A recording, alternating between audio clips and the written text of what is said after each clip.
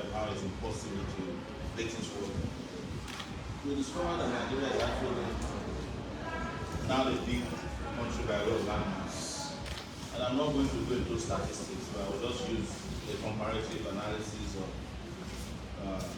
Nigeria and the biggest state in the US, Alaska. Nigeria is not as big as Alaska. Nigeria is just twice the size of California, for instance. And Texas is 75% of Nigeria.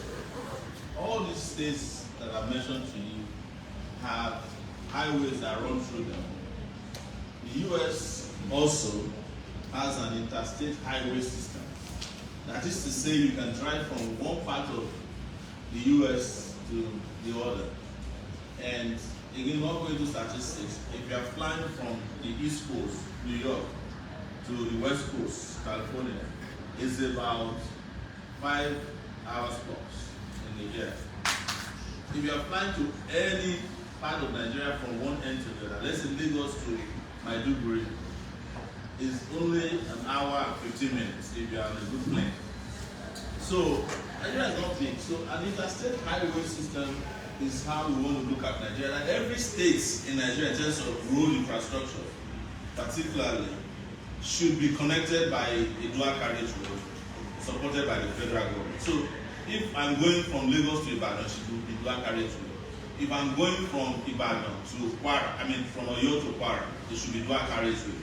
So you have a dual carriageway system that takes you around Nigeria. That is an interstate highway system that can solve a lot of infrastructural problems. But we must also invest in mass transit. And that's where the train system also comes into the equation. There's no reason why also you cannot travel from Lagos to Port Harcourt by train. What it does is that it solves the problem of moving cargo by land, getting stuck on highways during the rainy season or on times that the roads are bad and nobody pays attention to them. And this, under this modern style or system of building railway system and engine, you can get to Port Harcourt in 3 hours. There's practically nobody in Nigeria today that can travel to Ibadan in 2 hours. It used to be that you got to Ibadan in an hour when the road was still new. And there's no also any reason why Nigeria should build any infrastructure for 30 years or fix one. I came to Lagos in 1986, by the way, and since I arrived in Lagos, they have been fixing the Lagos-Ibadan highway, and it has not been completed. And that's almost like, that is getting to almost 40 years. And Lagos-Ibadan highway is only 120 kilometers from the Lagos toll gate to the other.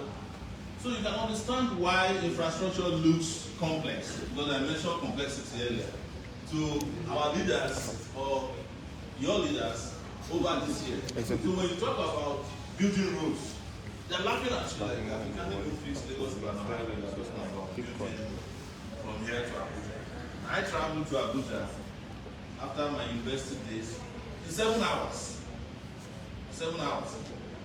This was in the 90s, mid-90s. But today, you cannot travel from Lagos to Abuja. Sometimes it took 20 hours. Sometimes it takes 3 days to get from between Lagos, because between diversions, kidnappers, police, bandits, terrorists, and the government, you may not get to Abuja. And the possibility that you can get there securely is also in that. What I'm saying is that solid infrastructure, in all the sectors, will solve all that problem. And again, when you have all these infrastructures built in your country, you also will be provided with employment. So you are not doing the country a favor when roads are much real. You are actually developing your economy and by extension your GDP. Because the tomato that is supposed to arrive Lagos from, say, Bauchi, wherever they leave them in large quantities, by the time you get to Lagos, the tomato has dried up to the point that it has become dry tomato. But with proper infrastructure, you are supporting the farmers, you are building on agriculture, and you are developing your country rapidly, economically. But again, as our leaders, they'll tell you two things. One is that Nigeria is complex. If Nigeria is so complex, why is it easy to steal? That's one question I ask myself. A complex country should be the most difficult place to steal. But it is when it's development that you hear about it's complex. When it's time to steal, it's not complex. You understand what I'm saying? And that is what must change with changing leadership. Leadership that have plans and that have policies and machineries, also human resources for implementation. The next thing they ask you is, where's the money? Where do you want us to get the money from? And we keep answering them.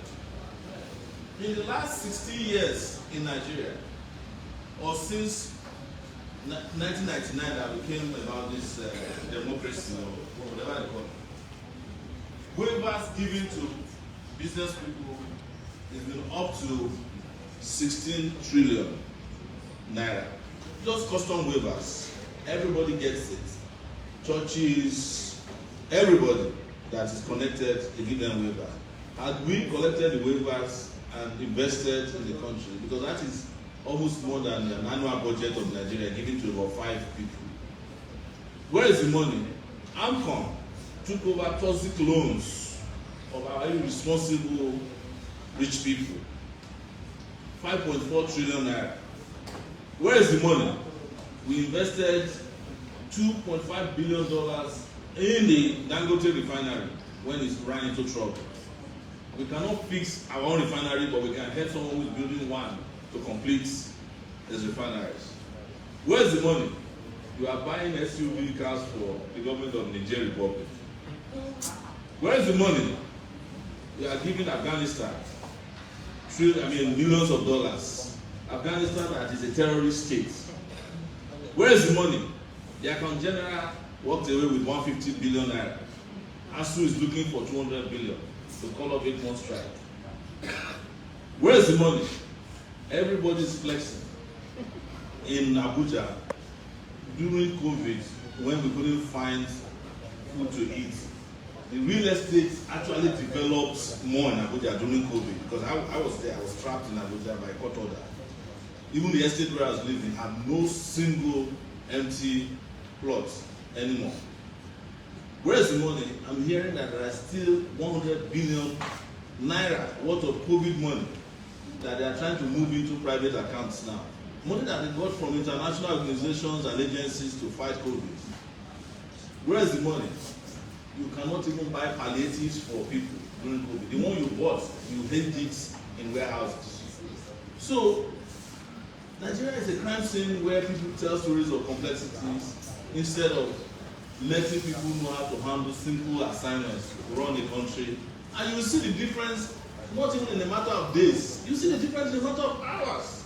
If there's a competent leader in Nigeria today, the low-hanging fruits of governance, the simple things that can be done, will make Nigeria start to look like El Dorado. But when you plant in a country and accept the leadership in a country of people who are the enemies of the country, you will be hearing the mathematics of complexity all the times of your life. And that is why we have all these deficits of infrastructure. Because the priorities of our leaders are not to provide infrastructure. It's to make sure that your life is so hard that you'll be thanking them for the little or nothing that they are doing. That's what Nigeria is. Thank you so much, sir. Thank you so much. If you have any question concerning this, you can raise your hand up and we'll take it from there. Okay, so moving on, sir. I want to look at importation, tax duties. What do you think about importation, the importation process in Nigeria, materials, so that we won't have to import a lot of things that will make prices very exorbitant for people?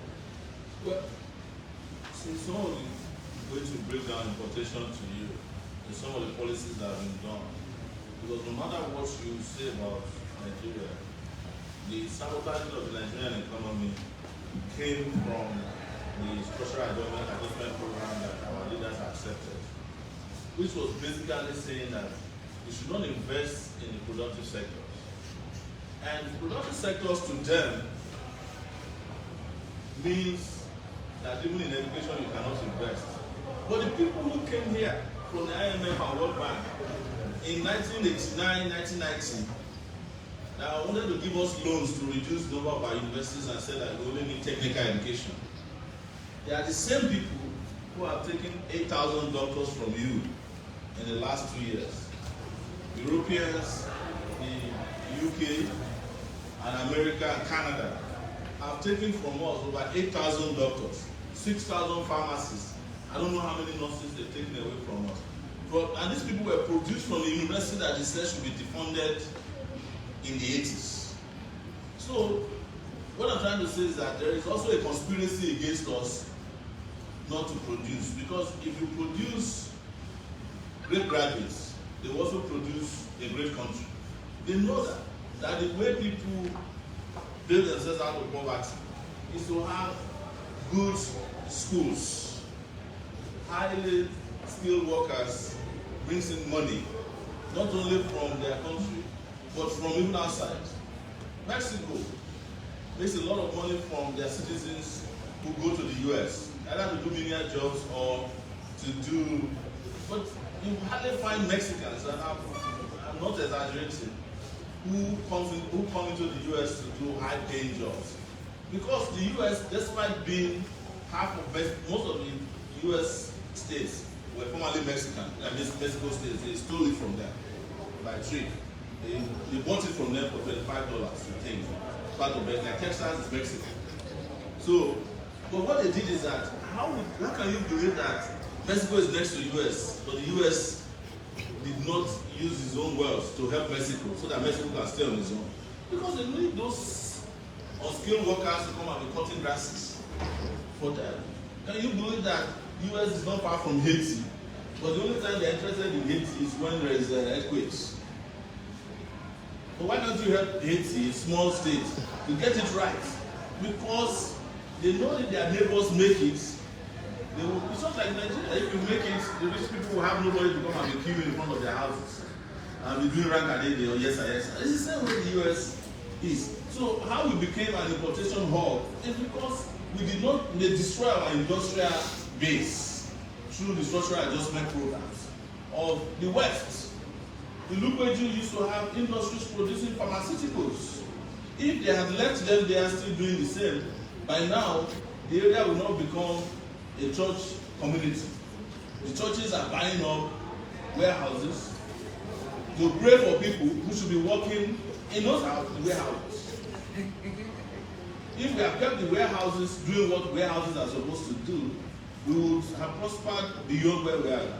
Agbara was made an industrial hub. I don't know what is made of it. I haven't been there in a long time. We used to produce assemble cars, Volkswagen, Peugeot. I'm sure if those processes had continued, by now we would have been able to produce our own. Because how did China get it right? The China that we're talking about. China opens the doors to provide cheap labor to America, and the moment they were bringing in those products, China was copying how to make it themselves. Today, there is a BMW China made, and over time, because of the amount of time and knowledge and skills they put into it, their products are getting better than Western products because they keep making it. So I believe that if there was a Lukweju industrial hub, Agbara industrial hub still in place, and all the industries, we still have textiles in company, you will hire people. If our refineries were working, which the IMF and the World Bank also said we should not prepare, but now we are helping capitalists to build their own. If we employ people, we will by now have ability to supply a lot of African countries with finished petroleum products. But what are we doing in 2022? We are exporting crude, not even to get them refined. We are doing what they call swap. You just give them crude, they return whatever they can in terms of petrol, kerosene to you. And when you refine crude, there are over 50 products that you get from refining crude or distillation of But now, they're only getting 4 back after the swap. And what's the 4? Kerosene, petrol, what else? Jet A1 fuel, maybe 3 or 4 products. We're supposed to get 50 products. So how do you produce when you have destroyed the industrial base of the country by way of policy? The second aspect of it is electricity. If you don't have energy, you can't produce. And this modern world, 200 million people that lack the capacity to produce are going to become red meat. And that's what Nigeria is suffering. Because even if you are selling to an average Nigerian 1 product on a daily basis that they need, and they give you 10 naira, imagine how much you are making from 200 million people. Most of our products today that we need, including hair cream, even the hair that we need to look good, comes from outside. It doesn't come from within Nigeria anymore. You don't produce, even toothpicks, are not produced in Nigeria. Some people don't even drink made in Nigeria water. They import water into this country. And you cannot do it by fiat. You can't do it by saying, oh, I close the border. The most stupid thing anybody could have done is to close the border because you say you don't want rights to be imported. In the first place, you can't close what you don't have. There's no border in Nigeria. And I'm saying it because I used to be a border rat. Not smuggling rights, but because the government was looking for me. When I come to Nigeria, I go to Ghana first. There are places in Ogun State where the front of the house is Nigeria, the back is you just walk through the place, you are in Nigeria. You walk back, you are in Benin, especially on the Ogun State part of it. There are nothing less than 100 border entries, or if not 1,000, between Cotonou and Dahomey. So if you don't have border, how can you close the house? How can you close the good gate of a house that doesn't have the wall? It's just like building a gate. But no wall, and you are closing it. Most stupid thing. Nigeria doesn't have the border. Just accept it and move on with it. The border closure was a policy made to protect even some businessmen. It wasn't done for importation protection. Then, what do we export? Ask ourselves. We don't export. We only export raw materials. But we should at this point be producing things and not be exporting raw materials. The problem with exporting raw materials is that the person buying the raw materials determines the price for buying raw materials. They also determine the price of selling the finished product to you. I'm sure there are people who grow cocoa in Nigeria who have never eaten chocolate before, especially the one made in Switzerland. But go and ask yourself if there's a cocoa tree in Switzerland. There's no cocoa farm in Switzerland. The weather, the climate of Switzerland does not allow you to grow cocoa. So why is it that Switzerland is able to make the best cocoa and doesn't have the cocoa tree? That's the answer to the problem of exportation. So at the end, the best thing we export is religion. You understand? Just go and build houses all over the world. I mean, churches all over the world. Maybe we should thank Nigerians for that. Thank you so much, sir. Is any comment or question? Yeah, please. Thank you.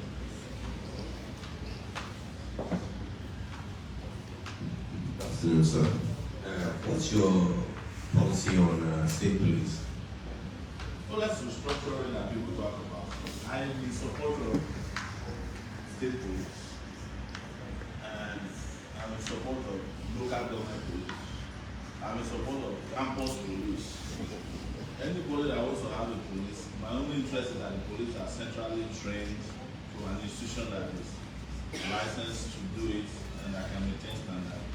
And that the federal police should be able to intervene where the state police goes rogue. Because the fear of most people regarding police, state police are all these governors who they actually might use it to abuse rights. But if the conditions are clear for setting them up, and the conditions over which they can be dissolved or taken over, everybody will behave. At any rate, everybody has got a state police these days. You know, The Amotekun people are state policemen.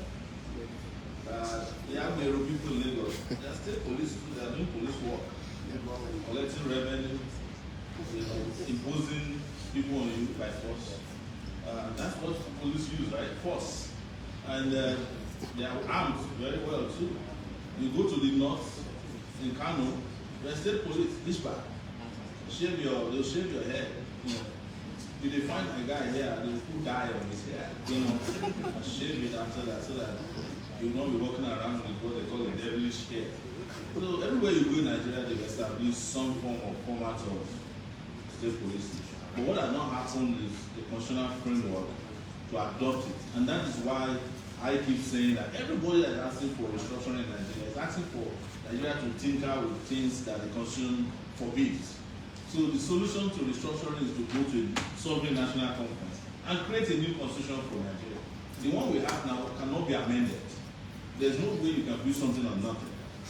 The 1999 Constitution is a fraudulent document imposed on Nigeria by the military. If I ask any one of you here to tell me the people who made the US Constitution, you will remember their names. And they made the Constitution in 1779 or there. They brought their brightest and their finest to write the US Constitution. And then they added amendments that did not cover, because the Constitution did not even say that women could vote, black people could vote. It was a Constitution done during the era of slavery. But they amended it. They built something on something. But if I ask any one of you, and I'm willing to put down 100,000 naira, if you knew anybody who wrote the 1999 Constitution, anybody, you are free to raise up, even if your father participated in it. Mention it here.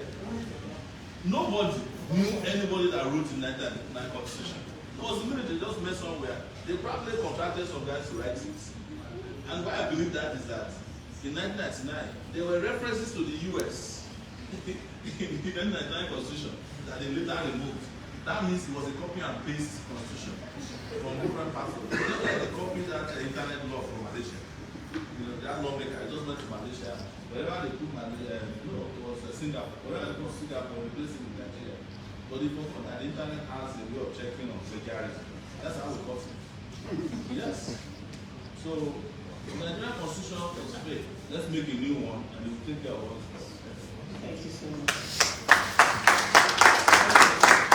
The School of Africa Real Estate Summit Awards and Expo, and we have Omoyele Sowore, who's the presidential candidate of African Action Congress. So I have a question here, two questions from the audience. Someone asks, how can the masses get an affordable and secure accommodation, and what laws can really guide the Landlords Association from house rent inflation? So the way to deal with the Landlords Association is not to demonize them any further. Let's build houses for everybody, or at least majority of our people. The landlords will be kicked out of business. It's as simple as that. Let's have more landlords, people who own their own houses, and less tenants. This is a country of tenants, largely. That's why the landlords have become so important. Landlords are the most powerful people in Nigeria apart from God. They're so powerful because only landlords can tell you that you are leaving my house tomorrow. And you will have to leave. And a lot of tenants in Nigeria should not be called tenants. They are tenants as sufferers. Any tenant that doesn't have that cannot be protected by law is not a real tenant. It's a squatter. And that is what landlords are doing. I know a lot of laws are being made, even in Lagos, that people should pay on a monthly basis. What they do in the US is that you pay 1 month and 1 month caution, security. And you have a house. You may never even meet your landlord. There are houses you rent that you get to the front of the house, there is a thing that has codes. You put the code that is sent to you, and then you carry you go in there, you have your house. The next time you hear from, if something breaks in the house, then there is a supervisor. You don't know your landlord. But here, every landlord is beating down your neck. Even when you have nothing, you don't owe him anything. He's looking around, he walks past your house just to make sure you know that he's still your landlord. very terrible, and that's why people talk about landlords. But the country should be the real landlord for citizens by way of protecting owners of homes and those who are renting it from them. Even the US has gotten to the point now where people prefer to rent houses more than to build houses, because when they look at it, it's cheaper to rent than to own. So they just rent, and these renters have rights. They don't joke with their rights. In fact, in New York, there is a party, a political party, whose only agenda is to fight against rent. They call it the rent is too high party. And Google it. And they had a candidate that almost became the mayor because there was a revolt by tenants. A lot of that. So it's restoring judicial rights of tenants and investing massively in housing. As long as there are not enough houses for people to live in Nigeria, landlords will continue to be deputy gods in this country. But when we build massively, they will have to dissolve the organization or the association. Thank you, sir. Okay, so let's come down to Lagos State now. I was glad when you said you read geography and planning. Yes. Okay, so Lagos has been listed as one of the sinking cities of the world. But Lagos is expected to sink in 80 years. I don't think it will last that long. So, okay, I attended a conference, Lagos Builders Conference, and they were talking about build on higher terrains, drain your drainages. They were giving solutions. What do you think about Lagos being one of the sinking cities of the world, and including where we are standing, more especially? So, what do you think about Lagos being part of this, and what can be done? Is there a solution, and is there a source of concern? Let me tell you from a planning perspective, in Lagos we have now, I don't think anything can solve the current problem of Lagos, because Lagos has gone through a planning impunity for too long, to the point that except there are leaders that have the capacity to think and build a new Lagos somewhere, and then come back and try to fix this Lagos. And that was the opportunity that was presented to the Lagos residents if they had developed the landmass between Abeokuta, Ibadan, and Ijebu, that middle, up to Ikorodu, and where the toll gate now. If they are taking over and developing, we want to create new cities and plan them. It's not for government to build alone. It's for government to plan and insist that the planning is not violated in any way. And what I'm saying is that if government had taken over that area, talk to those governments in those areas, and build roads, grids, like they built Utemeta in those days. Grid it provides drainage, sewage, and then the plots of land within those grids, then start building on it. Private, public. You create a new city, because the people who are in Lagos now, where are you going to drive them to? Even if you demolish all the houses in Lagos, poor people's houses, they will still come back. The people have nowhere to go, there's no way you can drive them away. And to complicate their planning system, the greed, and I dare say the stupidity of the rich again, was what drove them to now build what's the latest one there? Yes. Yes, the Atlantic Nation is going to sink less than 80 years to come. The reason is that I know this as a geographer, that you don't mess with the sea or the ocean. You will find a way to erode you. In fact, there's a part of Lagos already that is being hit by the water that is diverted by all the rocks that they threw in the Atlantic. And what we do is that we go behind it, surround it. First, it will become an island that nobody can go to and live in. And eventually, it will become the Atlantis, the city that is underwater now. Because you can see that there's no sense in it. You are building a city on the ocean, and you have no plans for what happens if the water comes and where it goes. You also have not built a bridge that will take the bulk of the residents out of the boondocks that Lagos is. So you are bringing in another 200, 300,000 people to live in a new city without new roads. How they get in and out of the place. So what is eventually going to happen is that all these places are putting pressure on Lagos. You are filling up the lagoon with sand and building houses on it. You should understand that the lagoon itself is an ecosystem that is helping you drain water. Because at the rate at which their development is going in Lagos, they will almost fill up the lagoon to a point very soon. And you shouldn't be filling, you should be building new cities. The amount of money that we spent to build Equal Atlantic would have built completely a new city. It was the same stupid thing they did one time when they went and bought a hotel from London, the hotel that is close to water. When we told them that nobody can build a hotel, can use a ship to do hotel, without first and foremost building the underneath of it that will hold that ship together to look like a hotel. They said no. Of course, they wanted to use it to take money out of Lagos. After they bought the hotel, they used $5 million to use a tugboat to bring the hotel from the UK to Lagos. Until today, I don't know where that hotel is. It was the hotel on water. Probably sank already. $5 million to use a tugboat to bring it. $5 million would have built a brand new hotel somewhere in the group, provided jobs for people, and they will add to the Lagos landscape. So, what stupid people like this do is that they keep doing more stupid things.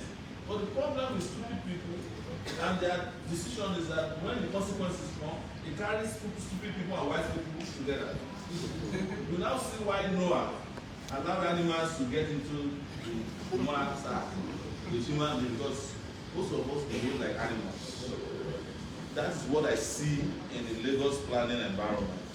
The planning here is always for them to look good, look great, they go for show, but a city that is not planned cannot be shown anywhere else. And then they divide Lagos into two. They ghettoize one side and they deodorize the other. But still, deodorizing an odor doesn't make the odor go away. When the deodorant expires, the odor will still be there. That's how they are building Lagos. And it's a shame that people are not rising up to this, because when the calamity will hit, which is a matter of time, just hope that you are scuba diving in Lagos.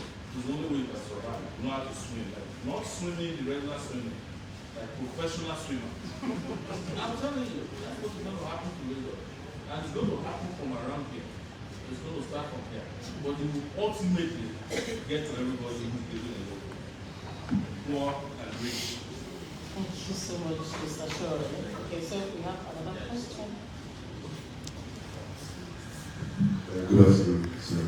My name is Adrian. I actually have a question on education, but it might not be the forum, so I'll limit it to English State.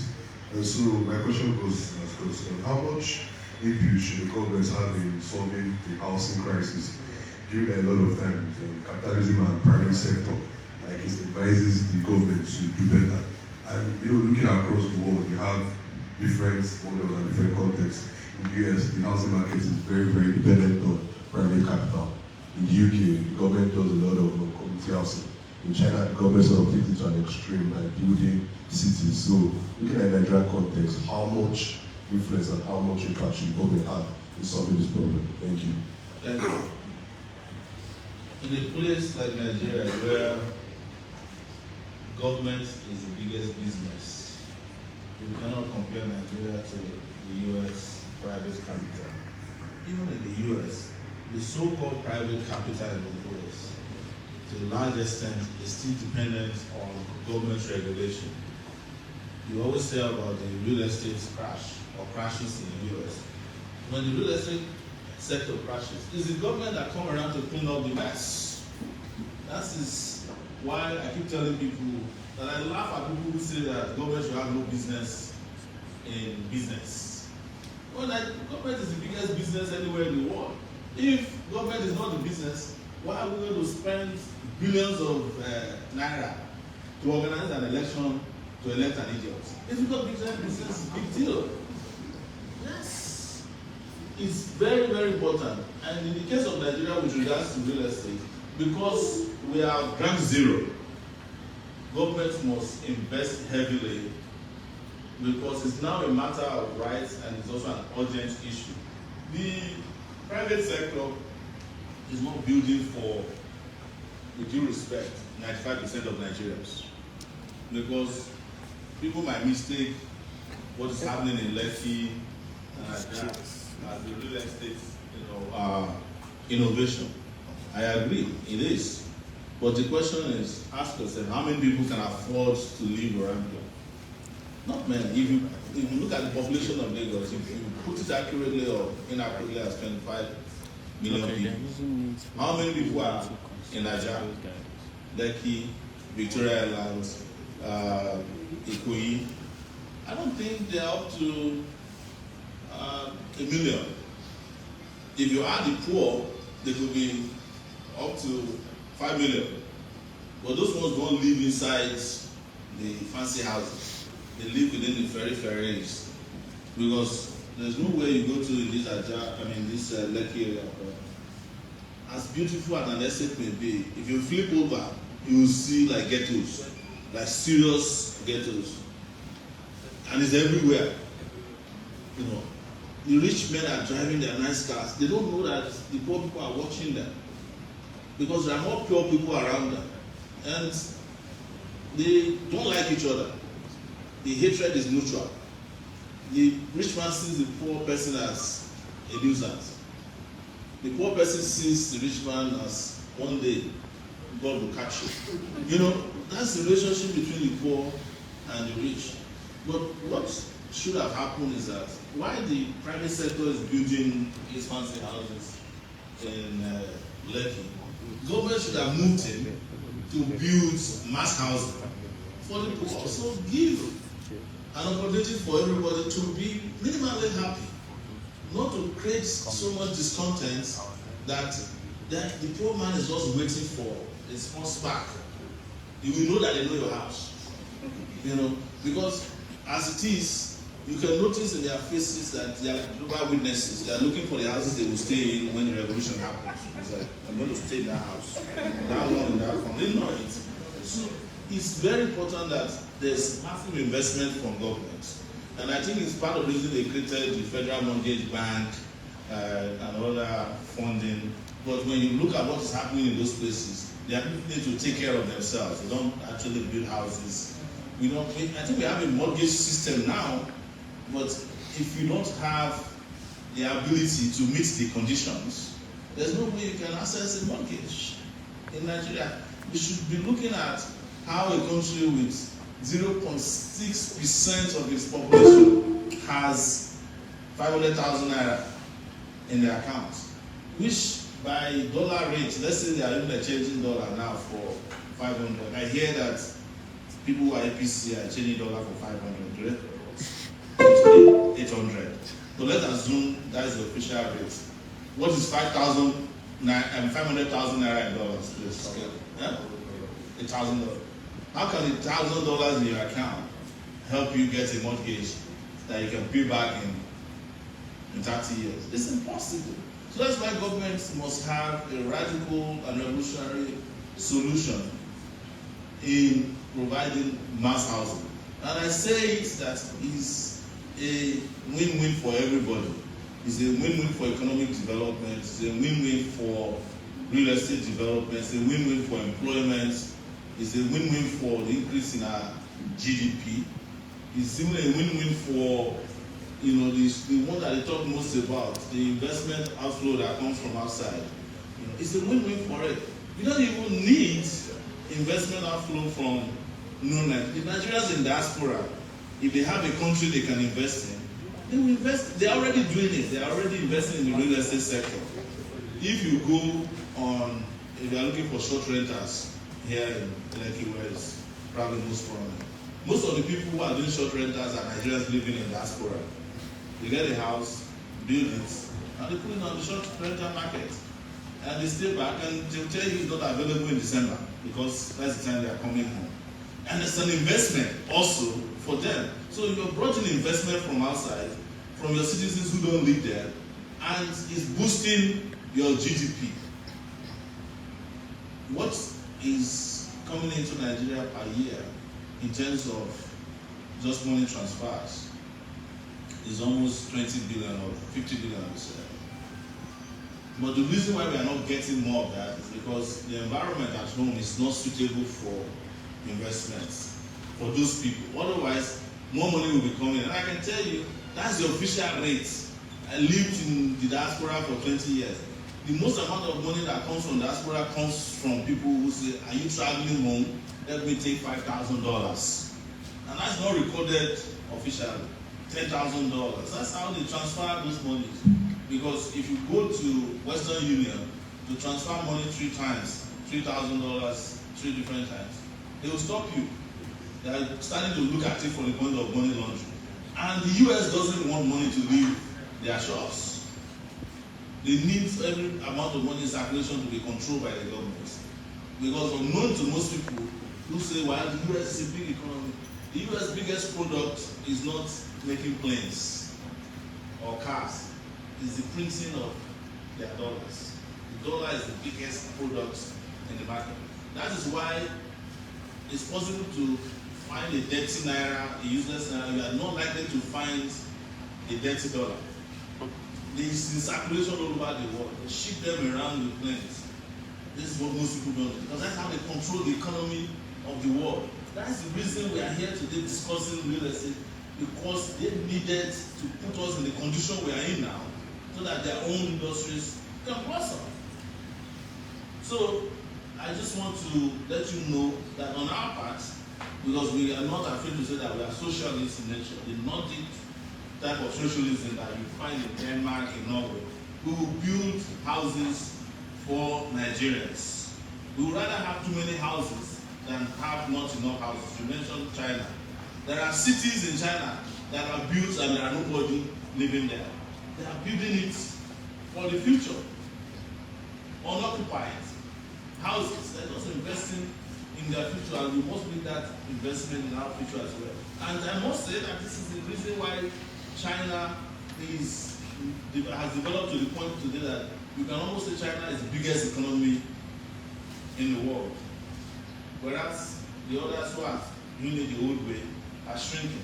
And this is the China they used to mock before, that oh, they are communist state, communism can never work. How is it that communism dynamically evolved in China, and America has to go to China to borrow money? Yes, I think America is one of the biggest debtors to China today. And this is the same communist state that they hated so much that they don't recommend it for anybody. Even Russia, that they used to demonize. Russia is doing very well. Russia is fighting a war now, and their currency is stronger than the currency of Nigeria that is not fighting any external war. You understand? So they can jubilate that, oh, you know, the Naira has gone down to 670. That's what they are jubilating this morning. But the day it goes to 900, it's going to reach 1,000 before it stops. So these are the important things. We are not at that level where we can be playing with housing for our people.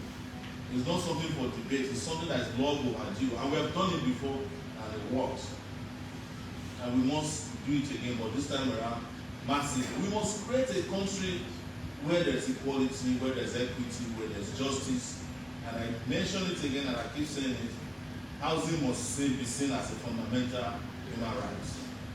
Even if America doesn't see it as a human right in their own country, that's a problem. It's a fundamental right for us to provide housing for majority of Nigerians. They deserve it.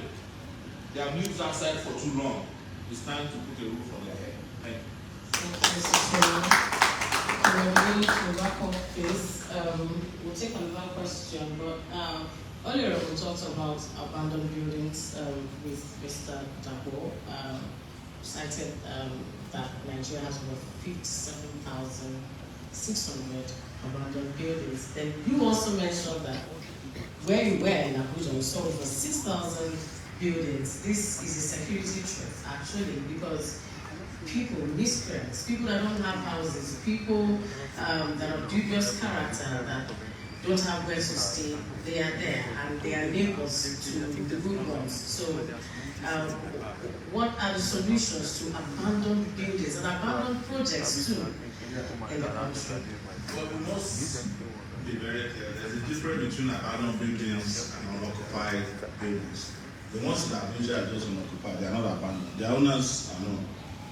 And they are keeping them alive. But places like the federal secretariats you have here in Lagos is abandoned. Yes. And it's useless and reckless for any government to have done that. I think that place has been abandoned now for over 20 years. Assuming that as soon as that place became empty, we went in there and converted it into mass housing, put elevators there, you would not be housing less than 3,000 people. Sorry, that was actually suggested, and Lagos State government said the environment is not conducive for mass housing. Yeah, that's Lagos State government. And I'm talking about federal government, because this is federal government's owned building. You understand? We would have completely just gone around, turned that place around, and put people there. And I don't want us to keep demonizing the poor by saying that they are miscreants, they are living in a... Nobody likes to live under these conditions. The real bad people are their neighbors who are living in absolute comfort but don't care about those who don't live in comfort. Because the bad people are the ones who took the decision you are talking about, that the place should not be developed for those who are in need of it. It's federal property. You are leaving the place, you are going to Abuja, you should have gone there immediately, converted it, and just rent it out to people who need housing. I'm saying you would have taken nothing less than 3,000 people off the streets. Assuming that we even went there in 2000 and whatever it was abandoned, and just develop it and allow people to live there freely. Is it a bad thing? It's better used that way than the way it is being used today. So I think you also talked about abandoned projects. Every government that's come to Nigeria has done research on abandoned projects. They just really give the numbers of abandoned projects, but they never do anything about them because they're not concerned about fixing the abandoned projects in the country. They always want to do their own so that they can bring in their own contractors, share the contract money and just walk away with their own profit too for being in government. So we will, as a matter of priority, ensure that every project that is uncompleted and has met the conditionality for completion will be completed. Because among these projects are hospitals, schools, roads, universities, agricultural projects that needs to be done, completed, and bring value or add value to the Nigerian economy. So it's a matter of priority for us. If, when, as you predicted, we get to government in 2023. Thank you so much, sir. Okay, can your question be brief, please, because we're wrapping up. Sir, please come.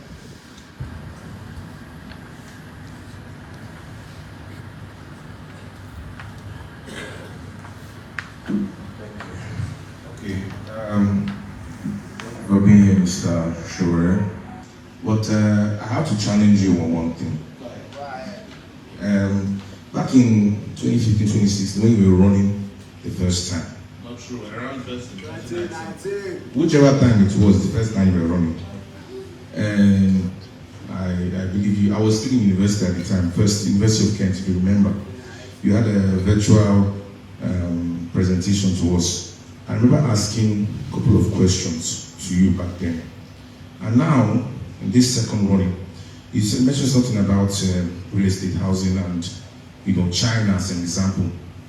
I think, in a way, I have to challenge the fact that I believe if the government comes in the way the Chinese government, right now the Chinese real estate industry is in real trouble. There are a lot of houses that are not being completed.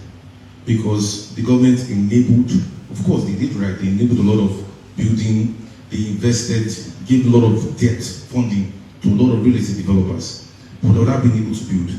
If the private sector, with government help and participation, cannot build as much as is needed, how would you, in this socialist sense of, in this socialist approach, be able to encourage, or even you as the government itself, as you said, government is the biggest business, build those houses?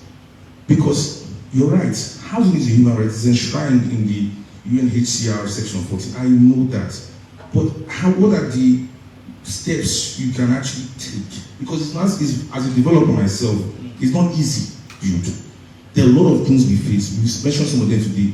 Cost. Not just even, yes, a lot of things are not are imported, from outside the country. But that's because we're not actually producing a lot of the construction materials. Right now, in the world, Lagos is probably the most expensive, or Nigeria itself is the most expensive place, highest cost of construction. How do you get those, if the private sector is already facing those issues, and then you expect the government to do magic, when Nigeria itself is not producing a lot of the things? How is it going to be done? I don't like I said, I've heard you speak before, and I like your, the ideas you're bringing in, but I always find it, the practicality of it is where my issue always is. So, just like before, when I asked you a question back in my university days, I'm not asking you this question now, that you're now heading into this next election cycle. What is this particular brilliant idea you have for it that me in the industry I have not yet seen how it is possible?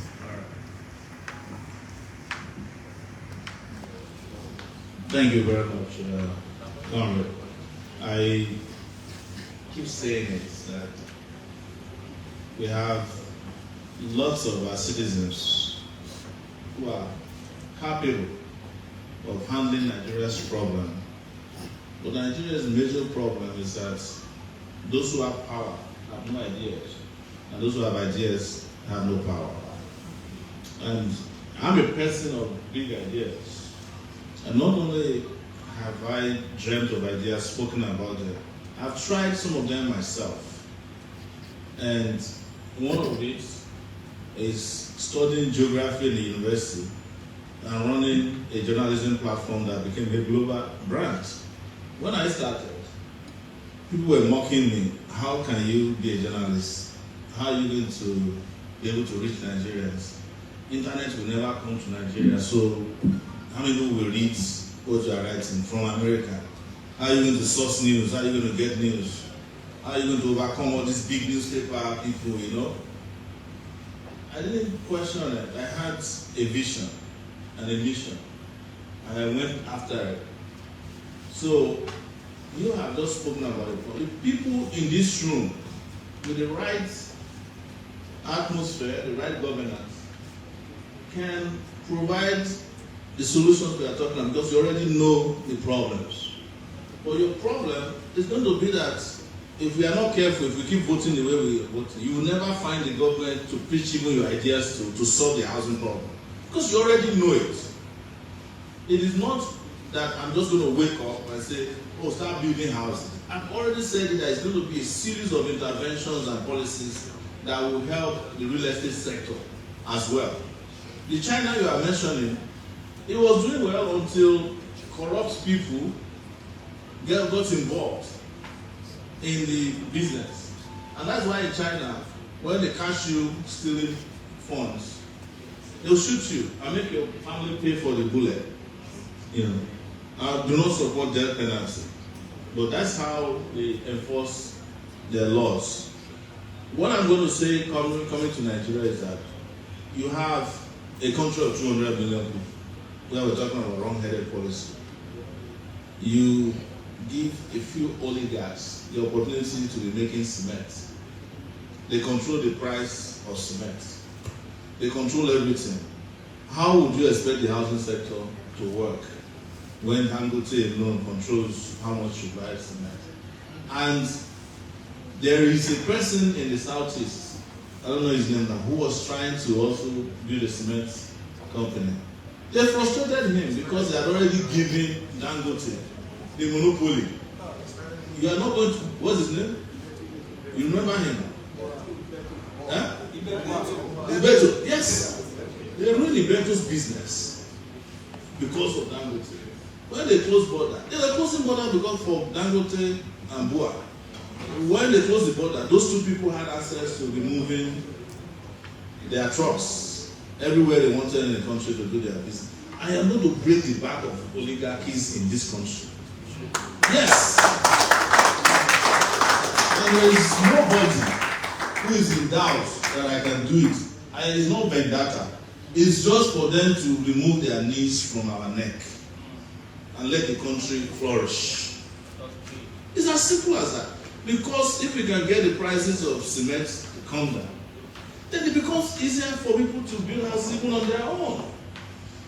The advantage with housing in Nigeria is that some of the raw materials you need are there on the streets. Yes.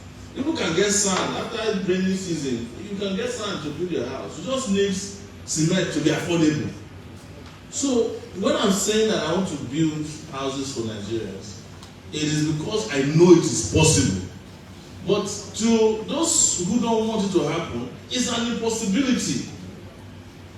Are you getting my point? It's an impossibility for a country where a few people control the market for cement, they control iron. There are people in this country who are builders. If they are not in the right places, if they import things, they will not let them clear it from the port. That's the nature of Nigeria. There are people who bring in stuff. If you are not in the right tribe, let's be honest, they will not let you the thing to be cleared from the port until it's spoiled. But if you are in the right tribe, the right club, you get your things done the proper way to make sure that citizens have access to things that they desire. It's not to keep lamenting that cement. People write cement price every day. If you go to Cameroon, the price of cement, the same cement, is lower than that of Nigeria. That's why you said rightly that the place that is most expensive to live on earth is this Nigeria. Lagos is the most expensive ghetto in the world. Yes. Lagos has nothing, no planning, no electricity, but to find a house in this Lagos where you can afford the rent, you have to go into the bush. So it is because we have the population but we don't have the housing market that fits into the population of Nigeria. And the last thing I would say is this. We have people like you. You graduated from University of Kent, right? Are you graduated now? No, I've done my master's. Yeah. You see, his masters are just called casually like that. You understand? You've done great for yourself. But if they want to choose a minister of housing tomorrow, or an advisor for housing, they will want to choose somebody who has never gone to school before. So we are advising the president on housing. Yes, sir. But yet we have people like you who can whisper into the ear of the president. But by the way, you have to remove the cotton wool from the ear of the president first. Yes. The president doesn't care. The president, yes. And that is also the reason why we cannot afford to make the mistake again in 2023. Or people who have the same mindset, or those who have been indicted in the impoverization of the Nigerian people. They did it on purpose. They made us poor on purpose so that they can ask us to do whatever they want. They are the ones who weaponize poverty so that on election days you will be too confused physically, mentally, and spiritually to even vote for the right person. Because no matter what we are saying here, the reason they don't come to this kind of event is that they don't need it to win election. Ideas don't win election in Nigeria. It is money. So they are busy stockpiling money and weapons. That's how they want to win election. That's why you see, and the media is complicit in this. The media will be calling people who don't come to attend it as frontline candidates. You understand? You saw what happened last Sunday, where Arise TV and the rest of them went and put some people inside the hall. The people they invited did not come. Yes, it is people like Dino Melai that they didn't invite that came. Because they know that they have this day for Nigeria. For how long have we been here now discussing politics? We've been here discussing politics, discussing the future of this country for almost 3 hours, non-stop. Ask the frontline candidates if there's any one of them that can hold this kind of conversation for an hour. Most likely, no. So, the country that is young, vibrant, and intellectually sound needs young, vibrant, intellectually sound, and physically sound leaders. Yes. It's as simple as that. The moment you do that, your housing problems, your healthcare problems, your infrastructure problems, your security problems will be taken care of.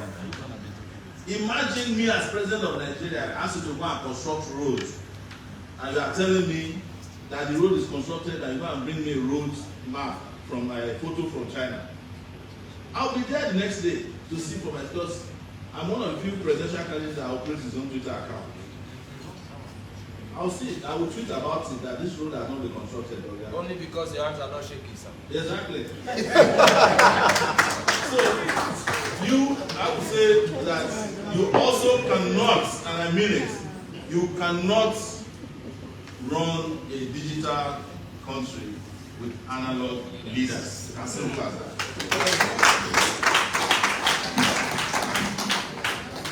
Any more questions? Because of time, because of time, you heard him. He said he runs his own Twitter account. Follow him on Twitter, follow him on Instagram, follow him and ask him your questions. Because of time, you have to wrap this up for now. Thank you so much, Mr. Onyeka Onwuka, for this opportunity to anchor this segment. And thank you so much to the presidential candidate of AAC, full of brilliant ideas and full of action points. And I wish you success in your career. Thank you very much. Thank you so much, sir.